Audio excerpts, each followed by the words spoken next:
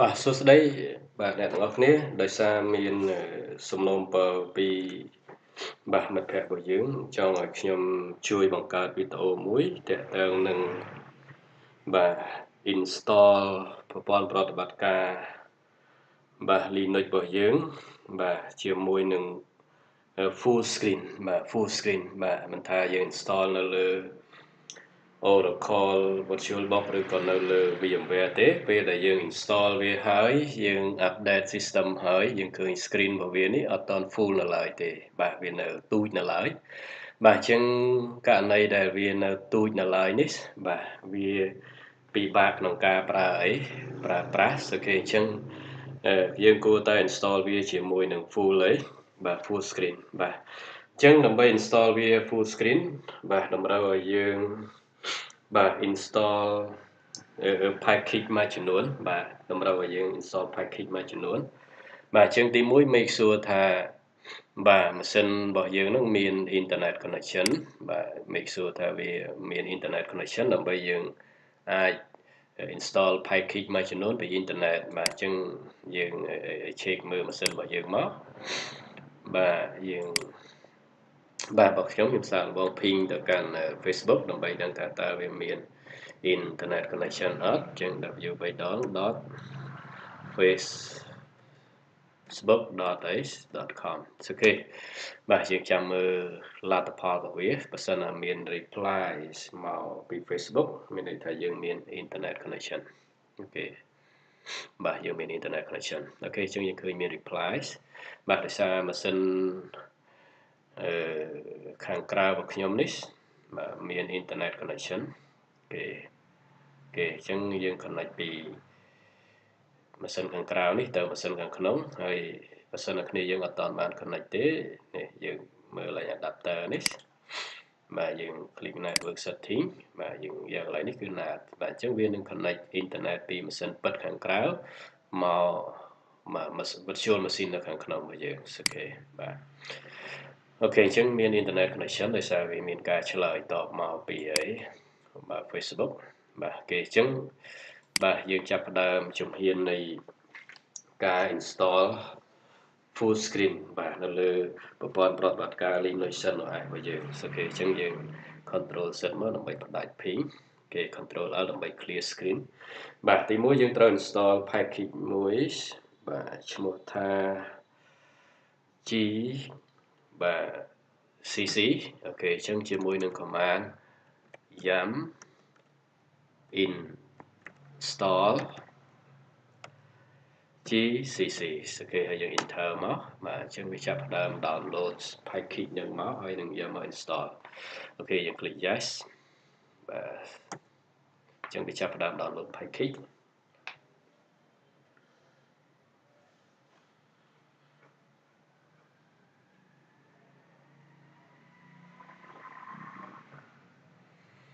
អូខេយើងរងចាំបន្តិចយើងឃើញមានសរុប5 package ឥឡូវវា download បាន1 package complete ហើយចាប់ផ្ដើម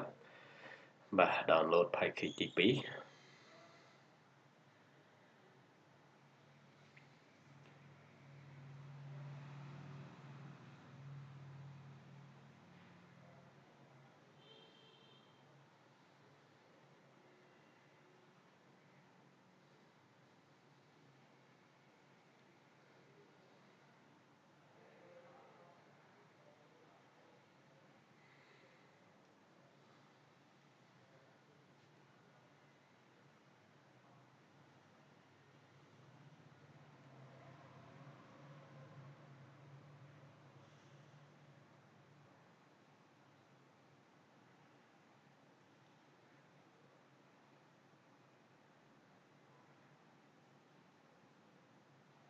អូខេយើងឃើញវា complete ទៅ package ទី2ហើយវាបន្តបាទ download package ទី3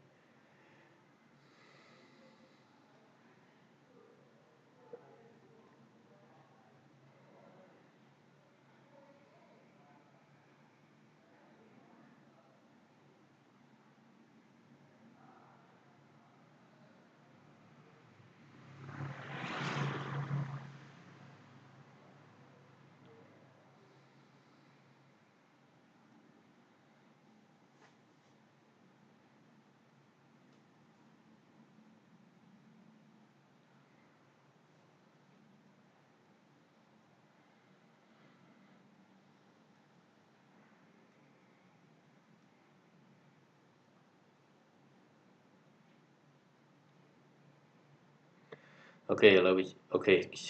bà vì chập đờm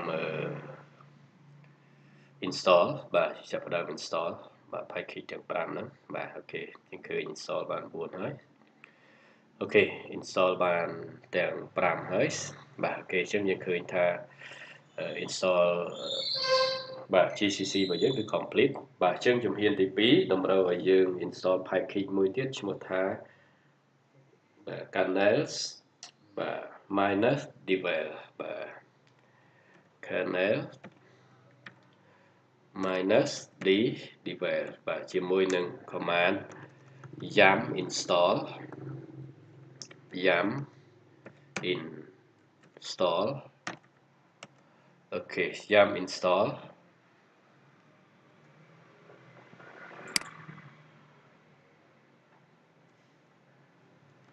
បាទ kernel devel ហើយយើង enter មកអញ្ចឹងវាចាប់ផ្ដើម download អូខេយើង yes បាទ click voiceover ហើយ enter អូខេអញ្ចឹងវាចាប់ផ្ដើម download package បាទបន្ទាប់ពី download complete វានឹង install ឲ្យយើង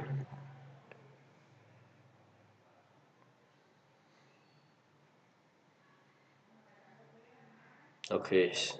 បាទយើងមើលកំពុងតែដំណើរការ download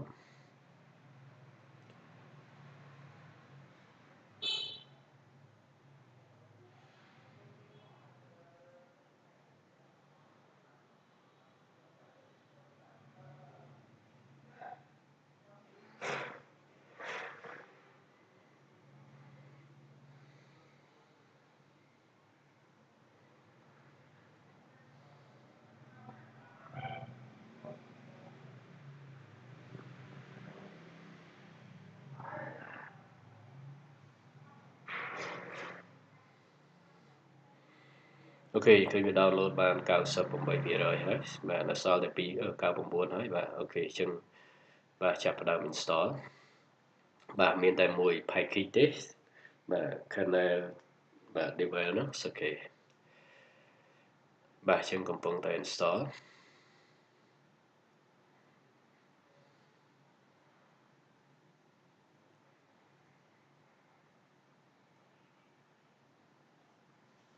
អូខេយើងឃើញ install complete ហើយអូខេ complete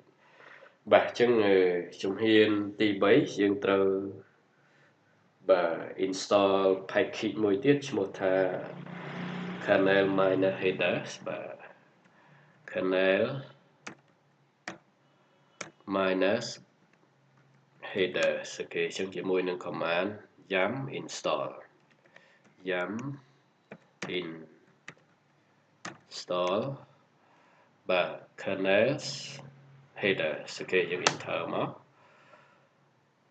អូខេអត់មាន package នឹង available ទេបាទ yum install kernel ជាមួយនឹងសញ្ញាផ្កាយអូខេkernel header នឹងបាន install រួចទៅហើយបាទអូខេអញ្ចឹងបាទ no need បាទបើសិនបើអ្នកទាំងអស់គ្នា yum install kernel header ហើយបាទវាដាក់ថាបានបាទ kernel នឹងបាន install រួចទៅហើយអញ្ចឹងជាមួយនឹង version ចុងក្រោយហើយជាការស្រេចទៅហើយអញ្ចឹងជំហាននេះយើងអាចរំលងនៅពេលដែលយើង update system បាទ yum update ហ្នឹងkernel version ចុងក្រោយរបស់យើងហ្នឹងគឺនឹងត្រូវបាន download យកមក install អញ្ចឹងខ្ញុំបាន update system ហើយយើងឃើញថាkernel header នេះត្រូវបាន install ជាមួយ version ចុងក្រោយហើយអូខេអញ្ចឹងបាទ yum install បាទ kernel header នេះបាទបើសិនអត់តាន់មាន update ទេវានឹង download យកមក install បើវាយើង update ហើយវានឹងបានបញ្ជាក់ប្រាប់យើងថាយើងបាន install ជាមួយ version ចុងក្រោយរួចទៅហើយអូខេបាទអញ្ចឹងបើវា install ជាមួយ version ចុងក្រោយរួចទៅហើយគឺជាការស្រេចទៅហើយអូខេបាទជំហានបន្តទៀតណាបាទតម្រូវឲ្យយើង update kernels អូខេបើសិនជាយើងអត់ទាន់បាន update ទេបាទអញ្ចឹងយើងវាយ command yum update kernels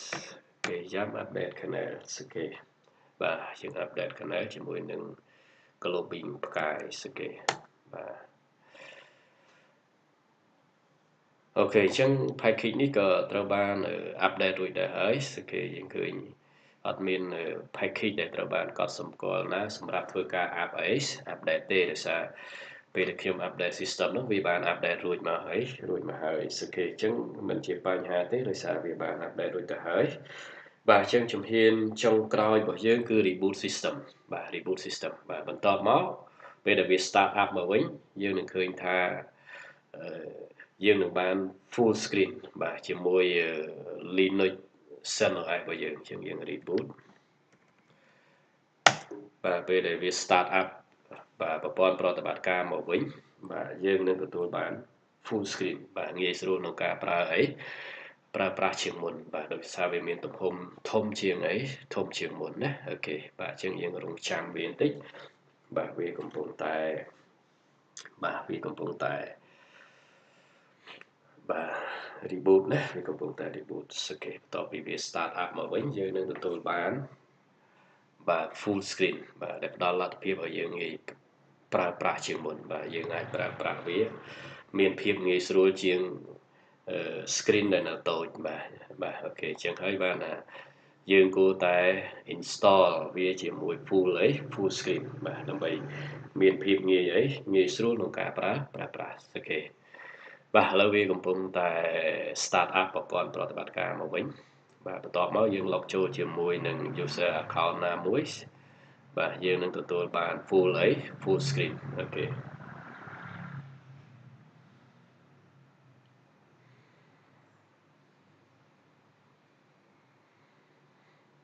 បាទយើងមើលពេលដែលយើង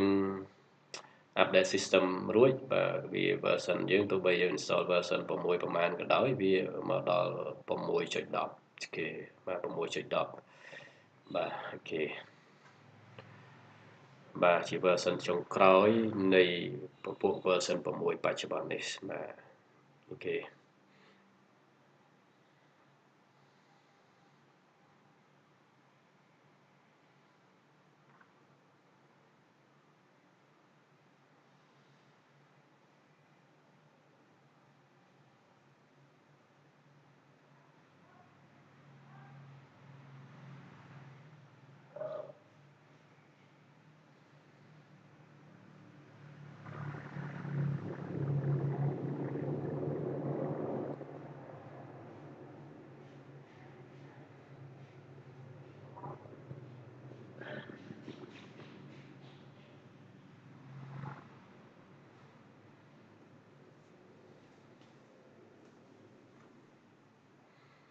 បាទយើងរងចាំវាបន្តិចបាទវាកំពុងតែ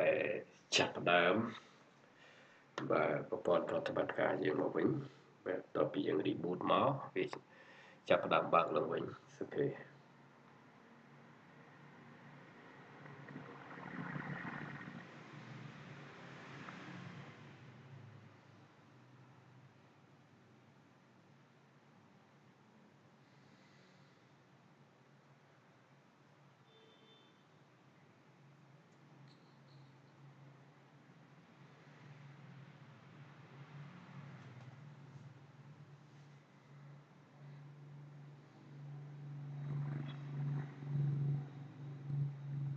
អូខេអញ្ចឹងយើង log ចូលជាមួយ user account root របស់យើងមកគេហើយបញ្ចូល password root បាទពេលនោះយើងនឹងទទួលបាន full screen អូខេយើងឃើញពីមុនអត់ full screen ទេឥឡូវគឺ full screen បាទអញ្ចឹងយើងបាទអាចប្រើប្រាស់វាបាទបានយ៉ាងងាយស្រួលជាងមិនបាទជាងពេលដែលមិនទាន់ បាទ full screen អូខេអញ្ចឹងនេះគឺជារបៀប install ប្រព័ន្ធប្រតិបត្តិការ Linux របស់យើងជាមួយនឹង full screen មិនថាយើង install ជាមួយនឹងVMware ឬក៏យើង install ជាមួយ Oracle Virtual Box ទេអូខេបាទហើយវីដេអូនេះដែរបាទឆ្លើយតបទៅនឹងសំណួររបស់គ្នាយើងដែលចង់ឲ្យខ្ញុំបង្ហាញពីរបៀបបាទ install ប្រព័ន្ធប្រតិបត្តិការ Linux CentOS របស់យើងជាមួយនឹង full screen អូខេអញ្ចឹងសង្ឃឹមថាវីដេអូនេះបាទពិតជា ជួយអ្នកទាំងអស់គ្នានៅពេលដែលអ្នកទាំងអស់គ្នាចង់បានfull screen បាទអញ្ចឹងអាច follow តាម step ដែលខ្ញុំបានបង្ហាញហ្នឹងបាទពេលនោះអ្នកទាំងអស់គ្នានឹងទទួលបាន Linux CentOS របស់យើងជាមួយនឹង full screen បាទដែលផ្ដល់ភាពងាយស្រួលក្នុងការប្រើប្រាស់ជាងមុនអូខេបាទអញ្ចឹងខ្ញុំបញ្ចប់វាប៉ុណ្ណឹងបាទអូខេ